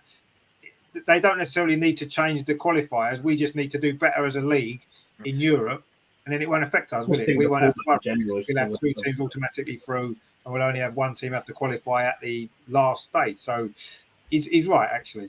Hada says, Jonas must learn from Arteta. That's what I say a little bit as well. The other way round, Arteta needs to learn from Jonas, and then we might get somewhere, and we might start winning. Gabriel and Saliba compared to Alistair. I know I've been saying it. I agree with you a bit there. I have to say, Hada. You see, we've not conceded a away goal all season, and they're so much more solid. But we'll see what happens. Well, we'll see. But Gabriel, best. I'm not convinced Arteta can teach much to anybody, really. But anyway, Wayne says, I think they potentially could beat Chelsea. West Ham had chances against them. Exactly. No, I agree. I'd like to see. I think Chelsea have looked vulnerable in the games they've played. Definitely. I mean, we've looked vulnerable as well. I'm not saying we haven't, but Chelsea have looked vulnerable, haven't they, in their games? They've been a little bit fortunate to have got the points that they've got, actually. They could easily have dropped points against Tottenham. They were quite lucky to win that game. Tottenham had a lot of chances. We know the Man City game, what happened in that game. They were very lucky to get a draw there. And yes, I mean, they were a better team against West Ham, and they probably did deserve to win that game, fair enough. But West Ham, as you said, had chances as well. So I'm sure Chelsea will drop a lot more points as the season goes on. Terry says, please no, I like Jonas. Exactly, I like Jonas as well. We don't want him to become Arteta, do we? That wouldn't be really good, would it? Emily says, it's her again. Yeah, you lot will get hype about beating Bristol City 6-0, then lose to City 3-0 week after, and out the title race. Well, we'll see, won't we? I've just got a feeling that if we do beat Bristol City 6-0, the momentum we get from that will actually enable us to go into the Man City game full of confidence to be able to beat them. Beat Brighton first and then come speaking. Beat Brighton. Exactly. Yeah. Don't get hyped up when you beat Bayern Munich in the semi-finals and get battered 4-0 by Barcelona. Win the Champions League first and then come talking. Exactly. We are the only team that's won the Champions League. Until you win it, you cannot be considered in the same breadth as us. So stick to your own team. Sorry. Exactly. No, you're right. You're right. And Wayne made a good point. Anyway, he says the Bowleyism will creep into the women's team soon enough. Exactly. Yeah. Exactly. It will do. And Vic the women's Akers team is will the end up best, going the man. same Vic way as the Akers is men's the team. best. Akers is the best, man. Terry says, as soon as Chelsea are out, the less excuses they have when we stuff them. Well, yeah, I suppose that's Nice. We did stuff them already once, so we don't need to do it. well, yeah, but we need to stuff them a few more times, really. Let's be honest. There's nothing better than stuffing Chelsea. That's not a bad shot. Do the panel think that this could be the breakthrough season for Katrina Cole, or is it too early? I love her drive, and she shows lots of skill on the ball. I've got to be honest. I like Katrina, I do, and I haven't been totally convinced about her yet. She has some great moments, and you can see she's a great player, but she's still got a lot to learn, I think, to become a regular starter in the team, looking at the competition in her position as well. Yeah. But she's got potential. I want to see her progressing a little bit more than what she is. I mean, Andreas, what do you think about Katrina Cole? Do you think it's going to be a big season for her breakthrough, or do you think she's still got a lot to learn? I think the problem is she does not get enough minutes in our team. Yeah. She's a regular starter for Denmark, and she had a lot of very good performances for Denmark. She's nominated for best young player of the year. Of course, she will not win. Probably Paluelo from Barcelona will win. But this shows the talent she has. And I would like her to see her much more on the pitch, but she doesn't get enough minutes. That's a problem. Maybe Vicky Pelova is ahead of her, and Kyra Cooney-Cross is ahead of her. So it's very difficult to bring her on. But she has a lot of talent, and she should get more chances. That's really a problem. But she's only 21, I think. So yeah, another year for her with being a squad player, but the talent is there, and I hope she can make it. No, exactly. I mean, she's definitely a talented player. There's no doubt about that. And yeah, maybe that's the reason. Actually, she doesn't play enough minutes, maybe. And I just feel as though one of the reasons for that is when she has played, sometimes you can see that she needs more minutes, maybe because a positional play sometimes isn't the best. Sometimes concentration maybe is with a little bit, and maybe she needs more time to get those things out of her game. But she's definitely got potential. I'm excited to see her develop. I'm not sure if this season is going to see, obviously with Kyra Cooney-Cross coming in, her chance of game time is going to maybe get a bit less than it was already. So I don't know. We'll have to see. I think I've got no problem with her playing more. I'm just not sure she's going to get as many opportunities this season now with the signings that we've made. But we'll see. Let's hope she does. I mean, Emma, what are your thoughts on Katrina Cole? Because she's definitely got talent. There's no doubt about that. Always. She's played a few through balls for us last season. Now she only was used sparingly in the cup and as a substitute in the league. I think she definitely has a potential, but it's so difficult again with the squad depth now. Finding Jonas has got what he wants. It's going to be difficult. Maybe I can only at best probably see her maybe starting games in the Conti Cup, or unless somebody gets injured like or KCC or Leo or Kim get injured, maybe she could start instead of one of them. But I mean, it'd be good to see her get some minutes, and I know we say maybe not into Frida, but she's almost the same. How old is she? I think she's only slightly a few years younger than Frida. So maybe sometimes if you saw something in Katrine Cool, you could start her. But as I said, it's probably only going to be restricted to appearances in the cups, and it's good for her to build up that team, and then that's how you work your way up into the first team, as we've seen some occasions. So I think it's good for her. She's still learning. She's she's shown good signs already. So just build her up, and then when she's ready, give her some time in the first team, and then she can start making impact. So I have nothing against that. If I'm being honest, that's how you develop a player and how they become good over time, really, isn't it? Exactly. Yeah. I mean, she needs obviously to play more minutes. Every player does, but I just feel with the competition that we've got in the team now, it's going to be tough. It's tough, isn't it, for all of them. Dumbler says, I totally agree with Andreas. I would like to see her get more minutes and a chance to show her talent. Yeah. It's going to be tough, though, isn't it? It's going to be tougher with the players that we've got. It is really tough, but that's part of being at a big club, isn't it? You've got to be patient. You've got to take your chances when they come along, and you've got to do the best that you can when you get the opportunity. So that's what she needs to do. Terry says, I think Cole needs another season and a bit more strength. Yeah, potentially. I think she needs this season to really help her push on. Yeah, I think this is going to be a big season for her in that sense. She's maybe not going to always be playing the Continental Cup games. Yes, I'm sure she'll get minutes there, absolutely, and she'll get some time in the WSL games coming off the bench more than likely. But yeah, she just needs to bide her time, be patient, work hard in training, and I'm sure her time will come. And I'm sure she'll be a great player when it does, because she's got all of the characteristics, hasn't she, that you need. She just needs to work on a few parts of her game, and she'll be great. Wayne says, sorry, Rich, got to disagree. I think Arteta is better than Jonas at this moment in time. You have trophies coming the end of the season. All I would say to that is, Wayne, and I'm not going to necessarily disagree. All I would say is Arteta couldn't cope when one player was missing last season, and Jonas had to cope with half a team missing and got to the semi-final of the Champions League. So I don't know how you can say Arteta's better than Jonas. It's a fair point. It's a fair point. He can't cope with one player injured, can he, Arteta? Let's be honest. So, Jonas needs a lot of credit for the way he oh, for sure. In the circumstances. So, and he did win a trophy as well, despite all of that. And, fair enough. Let's just leave that debate for now. Let's leave that debate. If we win the Premier League, then obviously Arteta will be the greatest manager that there's ever been. So that's fine. But he's got to do it first before we get too carried away. Terry says 6-0. I'm going double figures if Super Jen's in the back three. If not 8-1, we'll get onto the Bristol City game in a minute.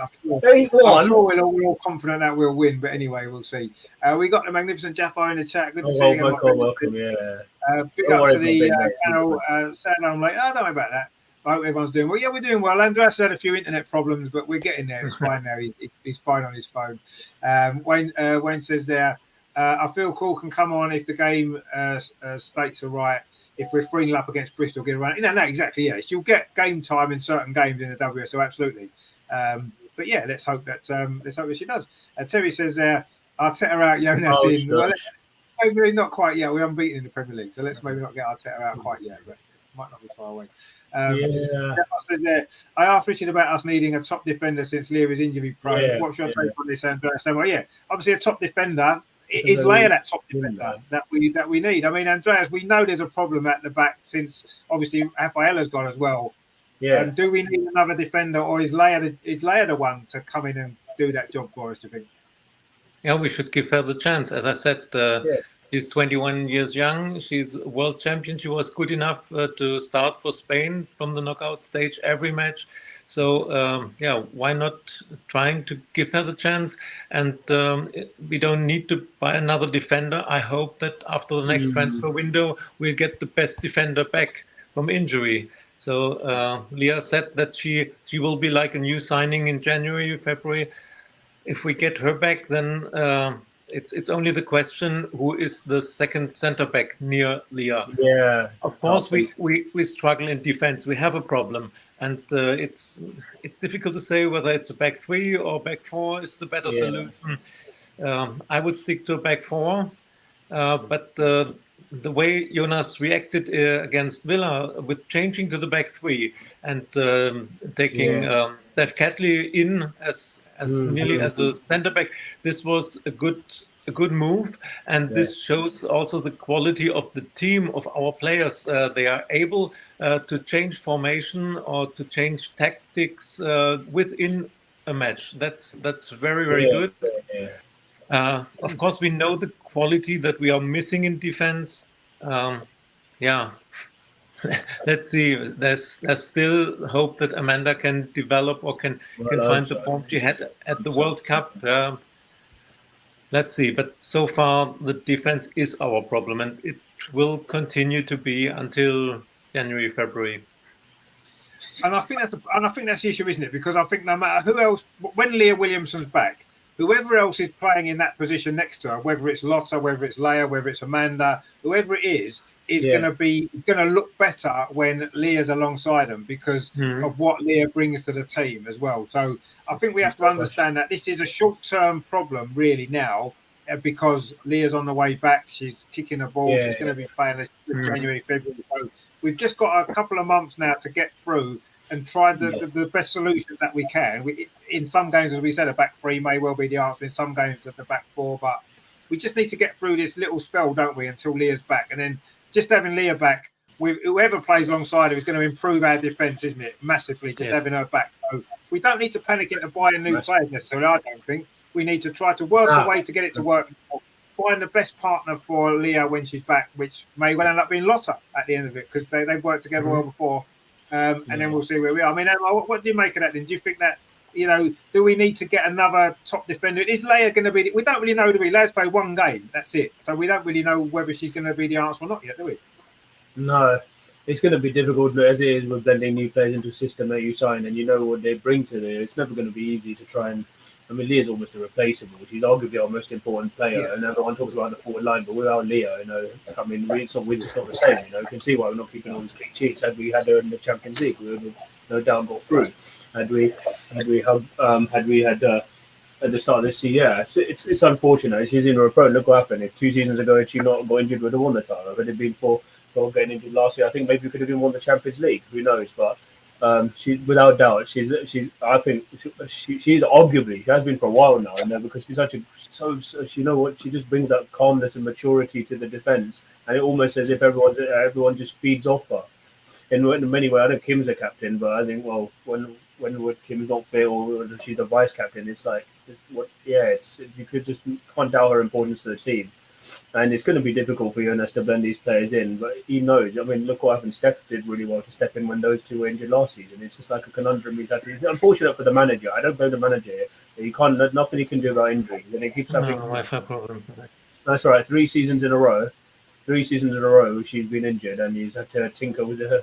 And it's a dilemma for him to put best at centre back. So yeah, I mean, I'd love to see Laya given a chance.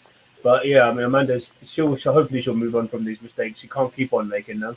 But it's down to the manager, maybe just to give the others a chance, run out, and then maybe decide on his best formation, the best pairing at the back.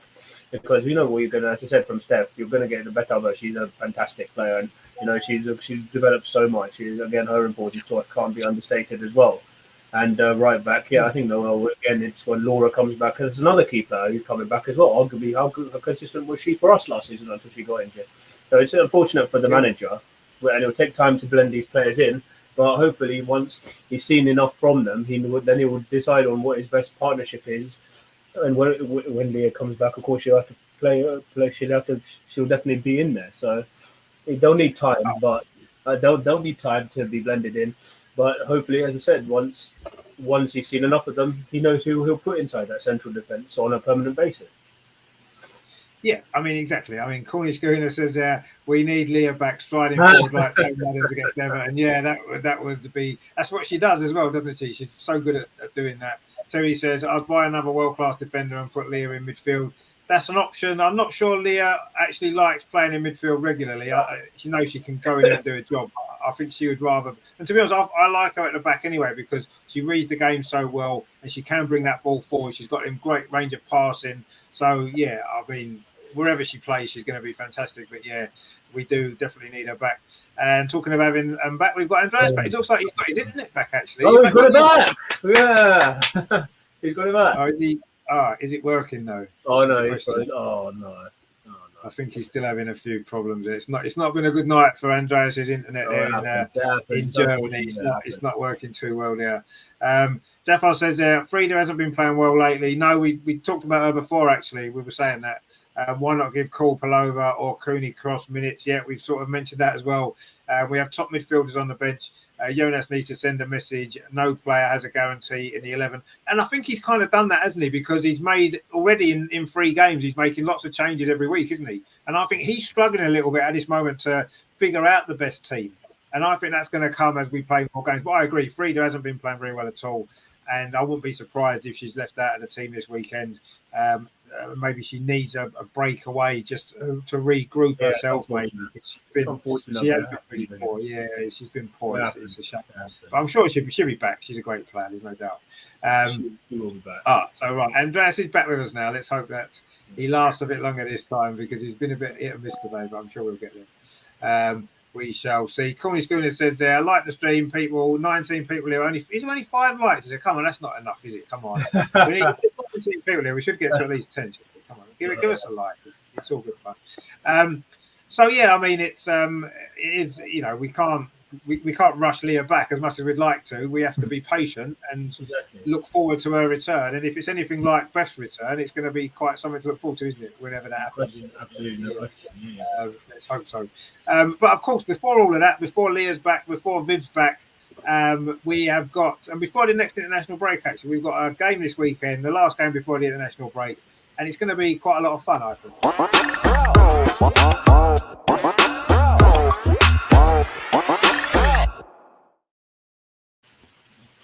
Of course, it is Bristol City away, the team that came up from the Championship last season, back in the WSL, had a couple of years out, haven't they, since they got relegated, but they're back. Maybe it's a good time. It's a good game for us, maybe at this time when we've just got our first win. It looks like, on paper at least, the game we shouldn't have too many problems with. Not that we should remember Birmingham a couple of years ago. We're certainly not going to take Bristol City for granted, are we, away from home? They're going to be up for the game. They're going to be a big crowd in at their men's stadium. So it's going to be a difficult game, but it should be one that we come out on top. I mean, Andreas, what are you anticipating? Do you think there's going to be a few team changes, or do you think you might go with a team that started last week? I expect a few changes, and as I always say, don't underestimate any team. We are playing away. It starts with 0-0, and for Bristol, it's one of the easiest games of the season. If they take 1 point against us, they can celebrate. It's just like they have won something, yeah. And if they beat us, well, that's like winning the WSL for them. So it's if they lose, it's the most normal thing in the world. So they have nothing to lose. It's very easy for them to go against us. They will try their best, and they're at home. So as always, an early goal would help extremely for us, and just to break the deadlock and get the lead is important. But I think there will be changes. I'm sure that Vicky will start, and I think Frida will get a rest.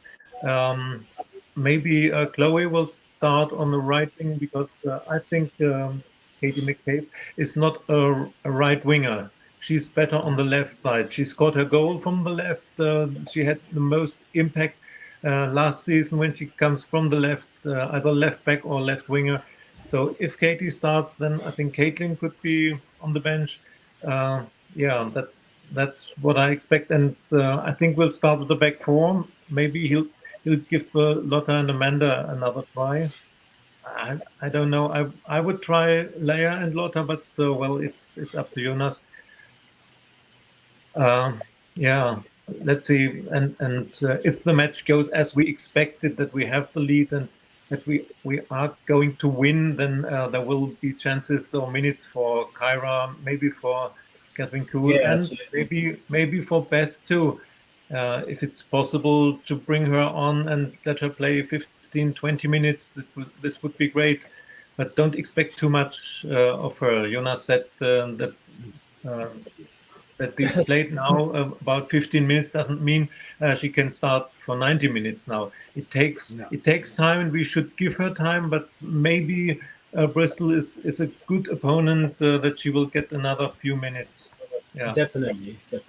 Yeah. I mean, I'm sure she will. I mean, I think with Beth, what we've got to do is build her in gradually, give her more and more minutes each game until finally she's ready to start a game, which won't be long. She needs a few games just to get back into the kind of rhythm again, doesn't she? Throw her in too early and she'll end up getting an injury, and it's just going to be no good. Cornish Gunnar says they're so difficult to manage a player in bad form. The best kept going and played themselves back into form, but it takes a strong manager to have faith. It does, yeah. And unfortunately, I do feel with Frida Marnen that she hasn't got the confidence to get through a spell like that, playing. I think a confidence out getting worse, if anything. I think it might be best to leave her out, restore some confidence in training, and then bring her back into the team from the bench, stuff like that, maybe. But we'll see. But yeah, obviously, back in the old days, players had to keep playing because you didn't have the big squads, did you? However well or badly you were playing, if you were fit, you played, and that was it. And whether you played well or badly, you had to keep going. And it's different now. Football's different now, and I don't think Frida is mentally as strong to get through. I think someone like Beth Mead could play her way into form. Definitely, she's the sort of player that could do that. I'm not too sure if Frida's got that same character, not the same character with her. We'll see. I mean, I personally would give her a rest and let her rebuild her confidence in training and bring her back in. But like you said, it's up to the manager's got to make those big decisions. That's what he's paid a lot of money for. Terry says 0-10 with Super Gen, 1-8 without. 10. Yeah, Is this guy? I don't know what he drinks. He looks like I don't know. He loves Super Gen. He loves it. He loves. Jeffa says, I really hope everyone now acknowledges Stina's football IQ. She's the most intelligent player in the league in terms of making runs. You see how she instantly makes impacts whenever she comes on. To be honest with you, mate, I've been saying this for a long, long time. I think Stina is a very, very underrated player. You can see how important she is to this team. Last season, in the second half of last season, she was our best player, I thought. I think she was brilliant with Wilson. She stepped up. She was our best player. And you're right. She even now, we've bought better players in than we had last season. We've got players back fit, and even now she's making an impact in every game. She scored a brilliant goal against Manchester United. She made a brilliant impact against Aston Villa when she came on. Unlucky not to score. And yeah, I agree with you. She's a fantastic player, and she needs to start getting the credit she deserves. Quite honestly, I want to see her starting against Bristol, because I think she needs to score a few more goals, just because she's under pressure a little bit now with Russo here, and I do think she's the one who's going to be feeling the pressure more. They play a very similar position, although they can both play together, as we've seen. So yeah, you're right though. Stina's brilliant, and I'm hoping that she gets a good few goals on Sunday. Are you thinking of us a score prediction, Andreas? What's your score prediction? Yeah. A lot of pressure on me. Can I make a hat trick with the score prediction? Well, let's see. It's difficult. I thought about it, but our problem is the defense. And will we keep a clean sheet? If not against Bristol, against which team shall we keep a clean sheet? So, how many goals will we score? I'm not as optimistic as Terry. I'm I'm between 2-0 and 3-0. It's a late Sunday evening, and I've seen too many matches in the last years in which we had problems to win when it's cold and dark and conditions are not the best. So I say 2-0, and I hope that this time I'm not right, that we will score more. Oh, if you make a hat trick, honestly, you can do my Super 6 prediction. You can do my Super 6. Nobody agreed with Andreas in the previous two, and he got them right. So who knows? I mean, but then he said Man City will win 3-0. Don't say Chelsea will beat us 3-0 tomorrow. No. Wayne says there that Birmingham game still haunts me. Lost us the time. That will stick with us for a long time. I even remember Chelsea struggling against them until they got that Benella Harder penalty. Yeah, they did actually, didn't they? That was a very late goal that won them that game, didn't it? As well. What's his plum joke, honestly? But yeah. What's his plum? Sorry. Corny says there, Katie is a goal scoring left wing back, in my opinion. Yeah, I agree. That's her best position. 100%. And yeah,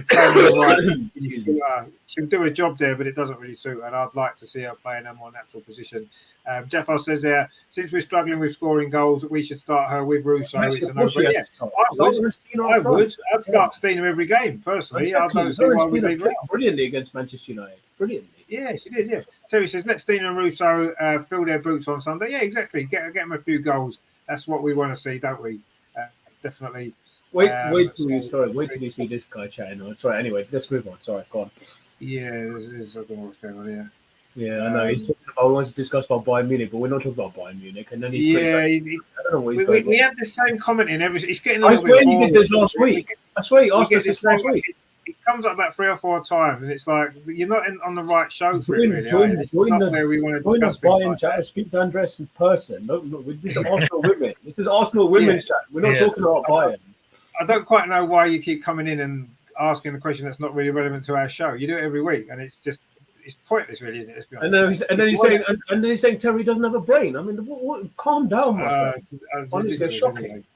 Anyway. So here we go. But anyway, he says, "We'll answer my question. We're not running off. It's just not relevant questions for the show, is it? It's like if we were talking about gardening, you wouldn't come on the show and start asking us a question about cooking, would you? It makes no sense. It makes no sense. So if you want to talk That's about the funniest these thing I've ever subjects, seen, Richard. Oh my god. find a channel that is talking about that, and now I'm sure they will be. Oh, They'll entertain boy. your question. They'll talk about it for ages. But this Exactly. is not. Well said, Cornish Gooner. Well said, Cornish Gooner. Yeah, exactly. Well Yeah, said. you're on the wrong channel. Exactly, you're on the wrong channel. That's the answer. That's the answer to your question, there, isn't it? You're at the wrong show. If you want to talk about it, you're on the wrong. Anyway, so Even we he won't, found your comment funny. yeah. That's how funny it was. we won't dwell on that for too much longer. But anyway, we were Bristol City, wasn't we? We were going to Bristol City. What we're talking about. Sorry. And whether Steiner and Russo are both going to score loads of goals on Sunday. Hopefully they will. But Andreas only gone 2-0. And as he's always right, maybe they'll get one each. Russo will score, Steiner will score. We'll win 2-0. Get your money on that now, and you'll be quids in on Sunday night. Emma, what are you thinking then for this Bristol City game? Do you think there'll be some changes to the lineup? I would like to see. I mean, I feel for Steiner, honestly. I know he likes to try. I think he should start with, and you saw Caitlin. You see what he did against Manchester United before Caitlin and Vicky came off. Vicky and Steiner were so good up there. I think that front three. Okay, when Beth and Viv come back, it's gonna be difficult. But I would like to see, just as an experiment, mate. Maybe not everybody's cup of tea. But start Vicky, start Steiner, and start Leslie up front. And I think with that, for a start, I know maybe it's difficult, as I said. I've been saying with all the forward options, but those three, for an hour against Manchester United, were absolutely outstanding. And then he took them off fine because he wanted to give the other guys a chance. It's going to be difficult because when Beth and Leslie link up together, they'll probably be there. But you saw how, I think I saw a stat the other day. I didn't read it all, but I don't know if you're part of the Arsenal Women's Forum group on Facebook, but I saw some. Yeah. They had some incredible stats on Steiner, and not that I can remember all of them, but she's so underrated as a striker. She brings so much to the team. You could see she brings physicality, strength. Even talked about in the matchday program against Villa the other day. She makes those dangerous attacking ones in from behind, and you can call Bristol all kinds of problems. Whether it's a template for the future remains to be seen. But as far as I'd like to see those three start, and then maybe take it from there and work the other guys back in. Not to say Caitlin and Beth and Lena and all those forward options we have are bad players, but if you can find a tried and tested formula, and as I said, it's so difficult even in defence and midfield, who knows, it might pay off. But as far as scores go, I mean, we beat them 4-0 the last time we played them away. We've also beaten them 6-1. I was there, of course, from arguably the most incredible game when we beat them 11-1 4 years ago. It still brings back fantastic memories. But I think they've come well. You saw how poor they were. Caden Marquis arguably did well to keep the scoreline down, and she wouldn't want to be facing our front line. Their defense is a bit, I wouldn't say shambolic is a strong word, but you can see that they'll be the ones to avoid battling to avoid relegation this season. So I think it'll be 3-0 Arsenal, and hopefully we can bring some players off the bench and give them some game time. So hopefully we'll with our defense, you never know, but hopefully we can keep them at bay and ease to a comfortable 3 points. And the score prediction then? Oh, sorry, 3-0. Oh, 3-0. Okay, no, 3-0 will be fine. Obviously, Terry. We know Terry's optimistic every week, so that's fine. I mean, I'm quite happy that we're playing. I know I shouldn't necessarily feel like that. No disrespect to Bristol City. It's a big game for them, as Andrea said. It's a free hit for Bristol City, isn't it? Whatever the result, they've got nothing to lose anyway, because everyone expects them to lose. Anything other than a defeat, and they've come out of it with a fantastic result. But we've got the quality, haven't we? I think we've got the confidence now from last week, and this is a game where I think we can really start to rebuild some confidence that's been lacking in some of the earlier games. And I think it's a good game for us to be playing right at this time when we just hit in form. We need a win. I'm glad that we've got a game that we've got a very, very good chance of winning if we play well. And I think that we'll go there with some confidence restored. And yes, I think he might well play Steiner and Alessia together in this game. Yeah. He started them both at Manchester United, and I think he might start them both again. And if he does, that goal threat could be, we could have the game wrapped up by half time if those two are firing on all cylinders. So I think we'll win, and I think we'll win comfortably. But let's see. Cornish Gooner says we aren't quite scoring pretty up and are leaking at the back 2-1. Oh, you see 2-1. That's very very conservative score. I'm not saying you're necessarily wrong. What I'm saying is it's a conservative score prediction in circumstances, but fair enough. I don't think we'll mind too much, will we? Terry says, come on, Emma, stop sitting on the fence. I'm not like you, Terry. Honestly, as much as I would like to be in your crystal ball and make those predictions, it's great you make those predictions. It makes us all laugh. It adds comedy value. But sorry, I'm just not having us winning 10-11. Just take the 3 points and move on. Exactly.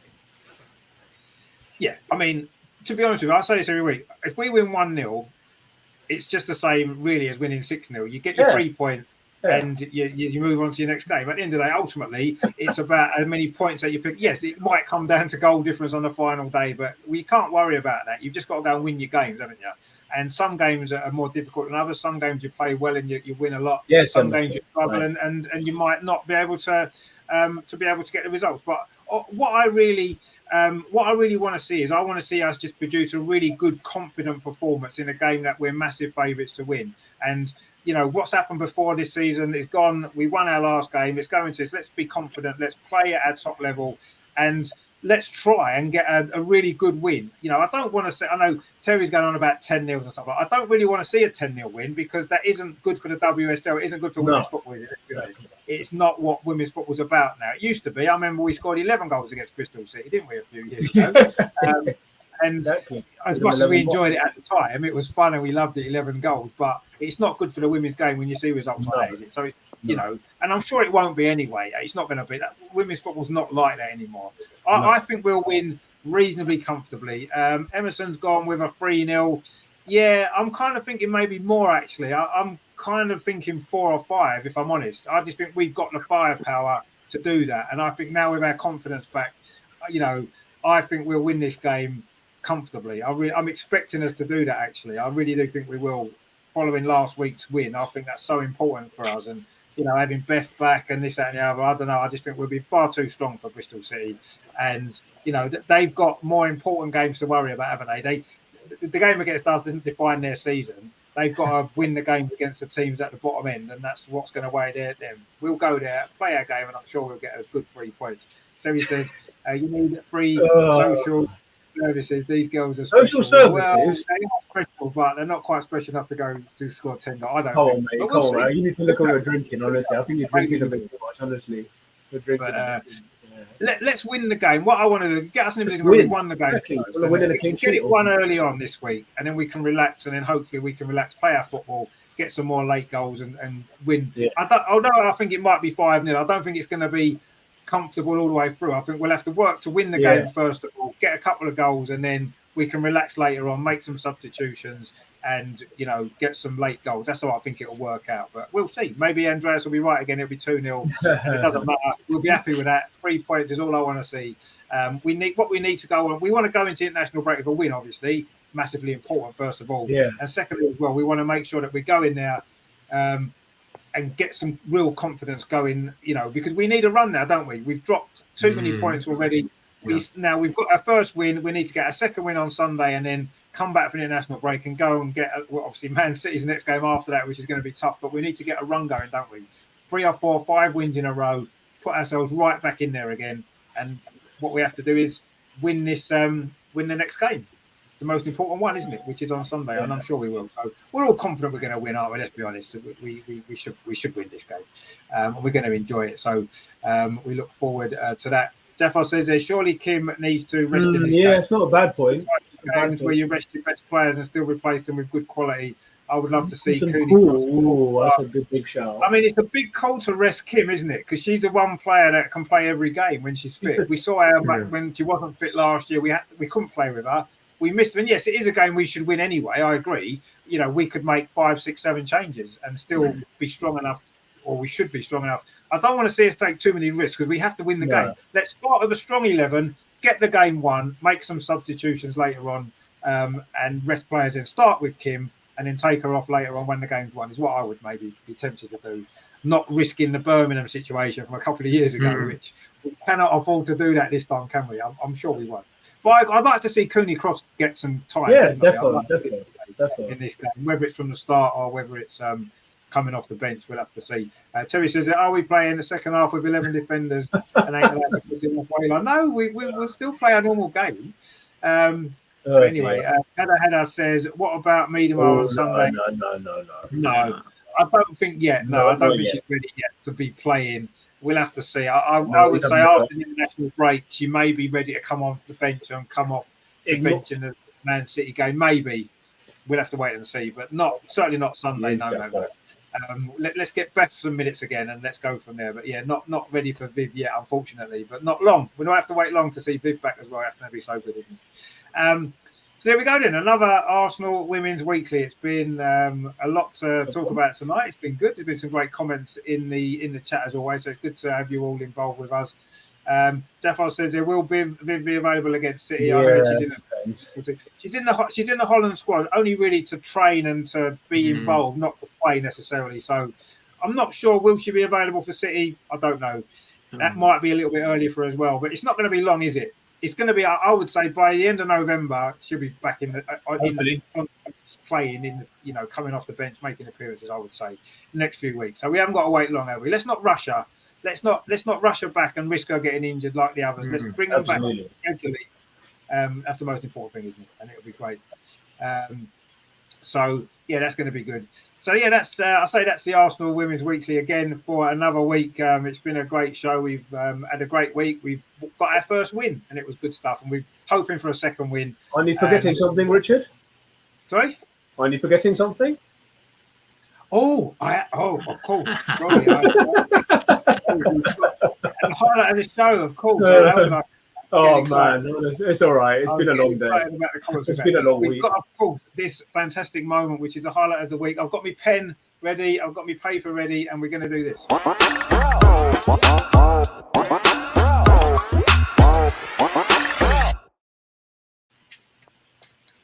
Oh, here we go. Amar's highlight. Well, it's all our highlight of the week. It's Amar's big moment, obviously, of the show.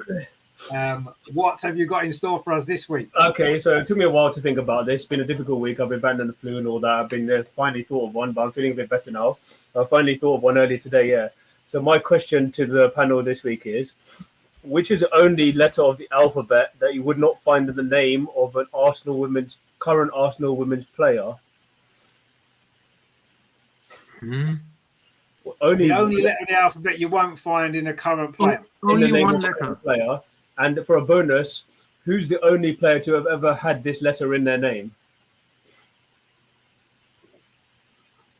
I'm guessing it might be X. Yep, you're right to say X. And who's the only ever player that have played for Arsenal women that has had the letter X in their surname? In their name, sorry, in their first and or last name. I think you might get this one.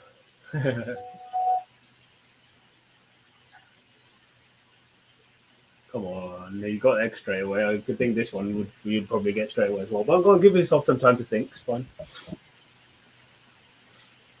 Is it long ago? It's such a weird letter X, isn't it? Who's the only Arsenal women's player to have ever had the letter X in their name?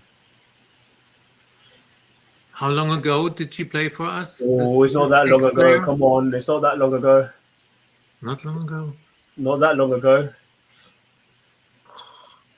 Oh, come on. I'm expecting you guys to get this.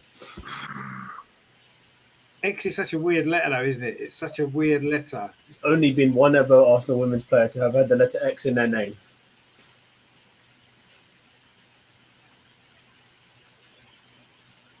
Oh my God, I'm going to kill myself when I hear it. I know Come on, once you remember it, it's so obvious. Even I struggled to think. I couldn't believe it when I thought about it. But go on, keep thinking.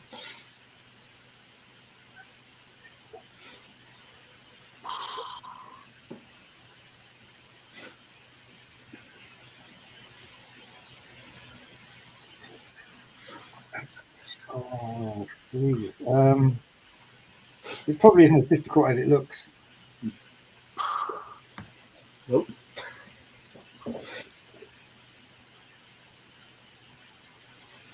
If I gave you a clue, would it help? No, I'm not going to give you a clue. I'll give it away. Sorry.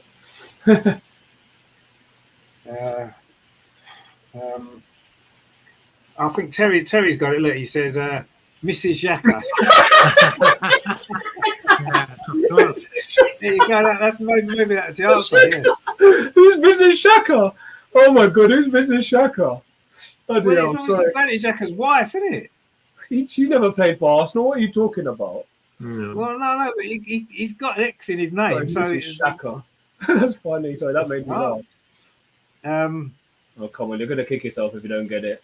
It's more straightforward than you think.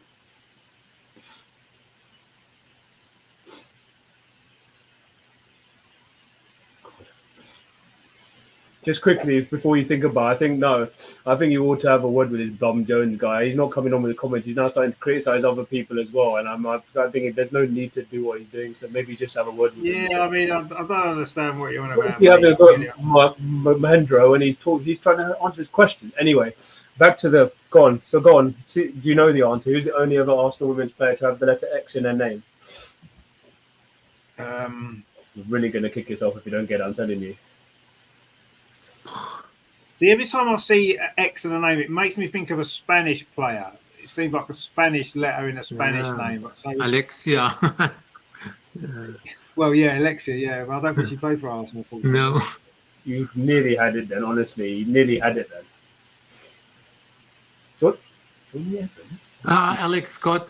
Alex Scott. Yes, Alex Scott. Alex Scott. Oh, my days. How easy is that? Scott. He's the only that is player to have the letter X in her name. Yes, Alex Scott. Oh, Alex. There you go. Told you. How It wasn't could that we difficult, forget was Alex it? Scott.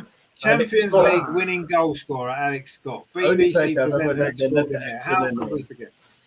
Yeah, There you go. It's not obvious, is it? Alex doesn't make it obviously X. I don't No, know. when you said Alexia, when you said Alexia, Yeah. you got to get it. Yeah. Alex. Oh, you Scott. didn't say it, Blum Jones. You didn't say it, Blum Jones. Andreas said it. Andreas. I like that. He said that. He said, I said it. Oh, you might have said it earlier, but unless you put it on the screen, you can say it in your head. You can say it out loud. We don't hear you, so we're not going to know, are we? So, No, let's not forget about him. He's an idiot. Yeah. But the previous answer, Johnny Evans, was quite good because that not only is that not an Arsenal women's player, it's not even got an X in it. So there you go. But we're finally getting somewhere because Brum says Champions League winner. Exactly. You see, at least you do know something about the Arsenal women. So we will let Anyway, you ignore him. He's that's all you want to talk about. That's fine. Alex Scott, of course. How could we forget Alex Scott? Yes. Anyway, well, there you go. Is that the only Arsenal player ever with an X in their name? There you go. There you go. The only ever Arsenal player with an X in their name. Fantastic, brilliant stuff. Okay, well, yeah. It was easier than it seemed. You're right. It was an easier answer. Good test you. I was looking a lot further afield, thinking Spanish or Brazilian or something like that. Portuguese. That seemed to have X's in their names, don't they? I wasn't thinking so close. No, there you go. That was good. It was good to test you guys out, man. Good to test you guys out. It was a good question. And it was, and Andreas got the answer to that as well, didn't he? He's on the roll at the minute, isn't he, Andreas? Which is good. He's getting all the answers right. He's getting all the score predictions right. If you want to know the lottery numbers, ask Andreas because he's got all the answers. Well, his internet's working, of course. He hasn't got the answer to his don't consult his wife.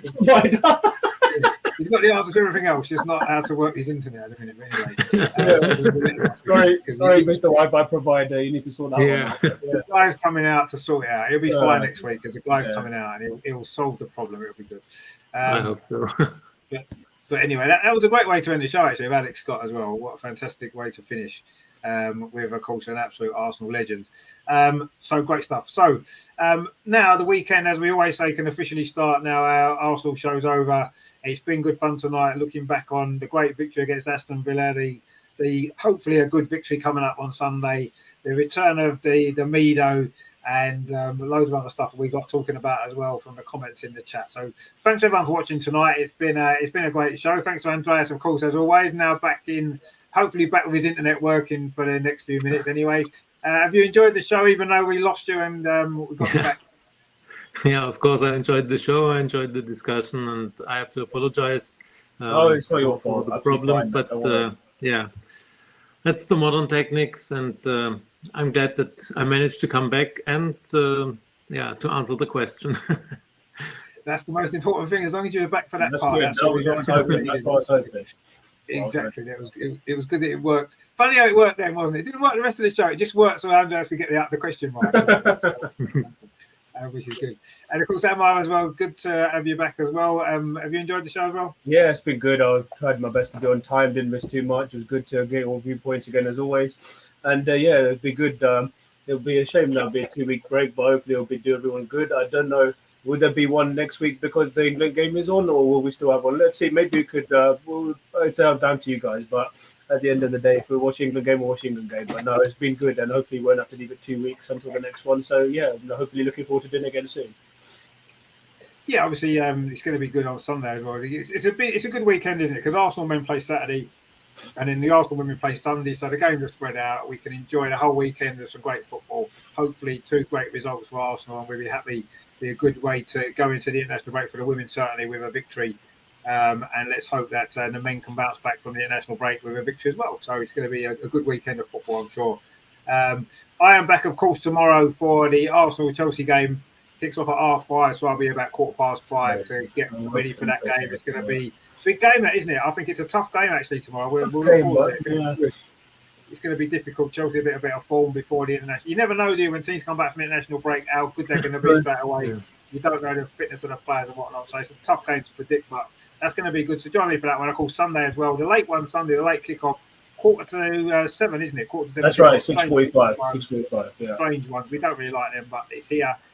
So I'll be at 6:30 on Sunday for all the build-up and the game of the Bristol City women against Arsenal. It's going to be good. So join me for that as well. A big weekend of football on the channel. So hopefully you can join us for some of that. We look forward to seeing you for then. So thanks for joining us tonight as well. It's been great. Thanks to Andreas, as always, with his dodgy internet, but I'm sure he'll be and to Amar as well. It wasn't too late tonight, which is good as well. So it's been a good show, hasn't it? No, it has. We've enjoyed it. And I say, enjoy your weekend. Now you can. Now it's over. And enjoy the football at the weekend. It's going to be good. Hopefully the weather's not as bad as it has been today, because we've had some pretty bad weather in the UK today. Storm, wind, horrible. Not nice. Not nice out there. So if you're out and about at the weekend, take it easy, and hopefully the weather will improve.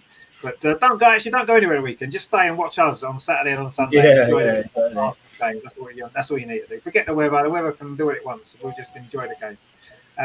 So there you go. Right. So thanks for watching. Thanks for tuning in. Thanks to Andreas and Amar. Thanks to all you guys for your comments. Brilliant stuff.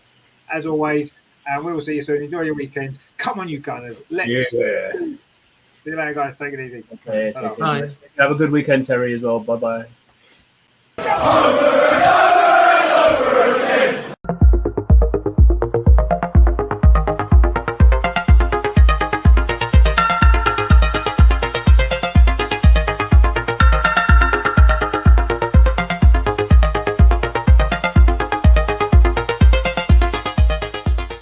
Over!